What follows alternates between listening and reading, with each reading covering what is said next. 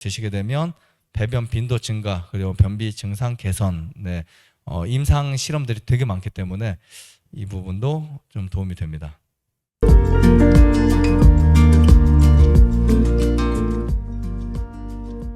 변비나 장 건강을 위해서 여러분들에게 10가지 식품에 대해서 좀 가볍게 말씀을 드리고 마칠게요. 변비에 좋다는 말은 사실은 장에 좋다는 말이에요. 절대적으로. 첫 번째는 사과입니다. 사과. 제가 사과에 대한 강의를 유튜브에 정말 많이 올렸어요. 이 사과는 변비 해결에 가장 널리 알려진 전 세계적으로 좋은 과일 중에 하나인데, 보통 중간 사과의 무게를 보면 182g 정도, 한 200g 안팎이 됩니다. 사과의 비율을 보면 그 안에 들어있는 식이섬유가 4.4g 정도가 들어있어요. 불용성 식이섬유가 풍부하다고 하는데 특히 어디에 많냐면 껍질에 많습니다. 펙틴이라든지. 사과 껍질을 꼭 드셔야 돼요. 무조건요. 그냥 사과를 드실 때 껍질을 벗기고 먹으면 마치 가공식품을 먹는 것과 거의 흡사하다고 보시면 됩니다. 이 핵심 성분이 펙틴인데요. 수용성 식이섬유주도 정말 많아요. 이 펙틴이라는 곳에는 수용성 식이섬유가 많아서 장에서 젤을 형성하고 변을 부드럽게 만들어주는 역할을 합니다. 그리고 장내 유익균이 있으면 유익균에게 먹이를 제공해줘요. 사과가 정말 좋아요. 그래서 유산균이나 어떤 좋은 것들 만들 때 보면 거의 사과 되게 많이 들어있거든요. 사과에 들은 펙틴이라든지 이런 식이섬유들이 많이 들어있는데 그 먹이가 바로 사과 안에 정말 많이 들어있어요. 그래서 제가 사과를 매일 한 달간 먹으면 일어나는 일에 대해서 막 올리고 그런 영상도 올렸었거든요. 여러분들 잘 참고하시면 좋을 것 같고, 하루에 한 개만 먹어도 좋습니다. 예를 들면 가을부터 이제 사과가 나오잖아요. 봄철까지. 그때는 1년 사시사철 먹을 필요는 없지만 한 개 정도 드시는 거 괜찮고, 만약에 위가 괜찮거나 몸이 그렇게 차지 않은 분들은 저녁 식사 대용으로 하나씩 드셔도 괜찮아요. 그 다음에 바나나도 정말 좋습니다. 근데 바나나는 잘 익은 바나나여야 되고요. 이 바나나에도 수용성 식이섬유가 정말 풍부합니다. 그래서 예전 우리가 익히 아는 것들 중에 변비의 최고 음식 하면 바나나 떠올리죠. 일반적으로 바나나 떠오르는데 이 바나나는 프리바이오틱스로 작용할 수 있어요. 실제적으로. 그래서 유산균을 어떻게 보면 유익균들의 먹이가 직접적으로 될 수 있는 이런 당분이라든지 여기에 들어있는 여러 가지 비타민이라든지 성분들이 그대로 전달될 수 있습니다. 특히 마그네슘이 풍부해요. 그래서 옛날에 눈 떨리는 분들이 바나나 많이 먹고 하다 보면 눈 떨림이 없어지는 경우도 있는데 바나나 때문에 그런 게 아니고 바나나 안에 있는 마그네슘이 그 작용을 했던 것입니다. 그리고 칼륨이 풍부해요. 칼륨이 풍부하면 장 운동이 정말 잘 됩니다. 바나나도 정말 좋고요. 근데 제가 오늘 말씀드린 거 다 드실 필요는 없고 여러분들 골라서 드실 수 있는 것만 드시면 돼요. 귀리도 정말 좋습니다. 귀리에는 베타글루칸이라는 식이섬유가 정말 풍부합니다. 귀리 한 컵에는 약 234g에 보통 한 컵 정도 하면 200g, 300g 그 사이가 돼요. 일반 기준 했을 때 컵이 다르니까 한 200~300g에는 식이섬유가 4g 이상이 들어있습니다. 이 중에 절반 이상이 베타글루칸이라는 성분이에요. 사과에는 펙틴이 있다면 귀리에는 베타글루칸. 그래서 외국에서는 오토밀, 귀리 정말 많이 섭취하잖아요. 이 귀리 정말 좋고요.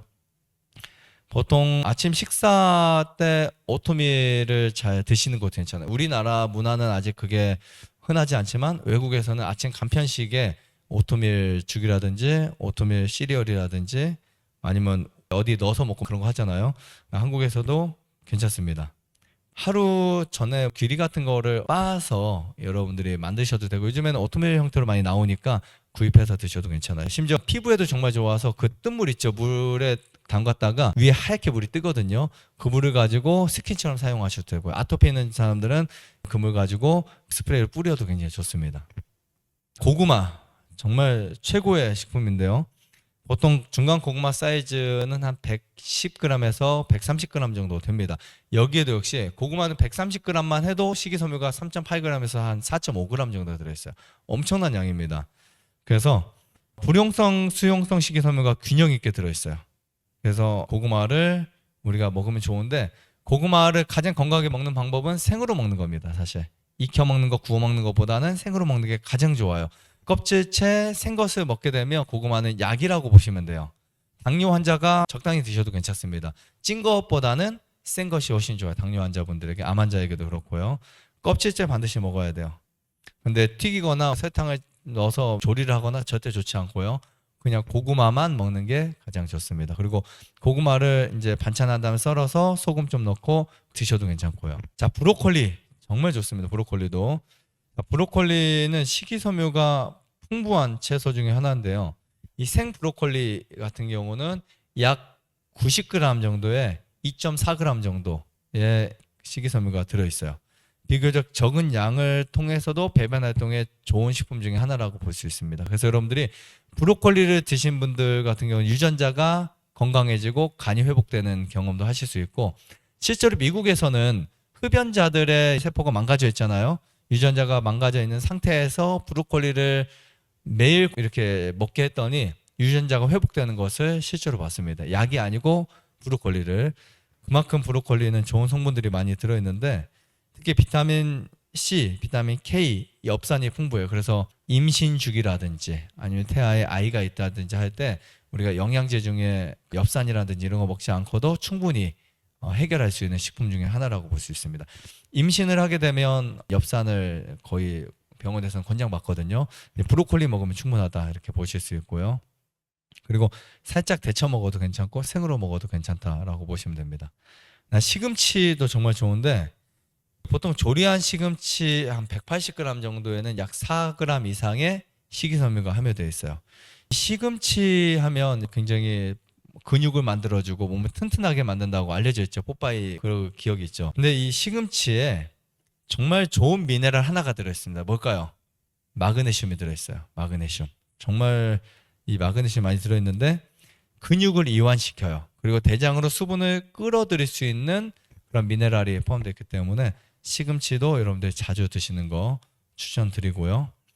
그 다음에 아보가도도 좋습니다. 아보가도는 식이섬유 함량이 정말 높은 과일이에요. 한 개를 보면 거의 200g 정도가 되거든요.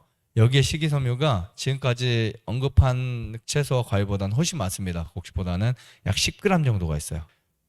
정말 많고요. 불용성이 7 그리고 수용성이 3의 비율로 되어 있어서 그 아보가도를 우리가 자주 드시는 것도 괜찮습니다. 좀 비싸긴 하죠. 그래서 아보가도는 일주일에 한 번 정도 드셔도 괜찮고, 아보가도를 드시게 되면 배변 빈도 증가 그리고 변비 증상 개선, 임상 실험들이 되게 많기 때문에 이 부분도 좀 도움이 됩니다.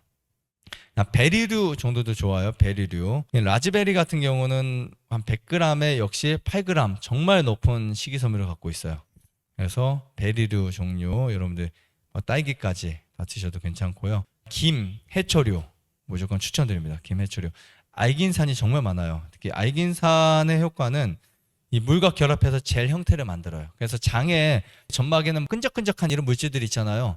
미역이 끈적거려서 꼭 그런 것만은 아니고, 그 미역이나 이렇게 다시마 같은 게 들어오면 그 안에 있는 알긴산이라는 특수 물질이 그 안에서 물과 결합해서 젤 형태를 만들어서 이 내용물의 점도를 증가시킵니다.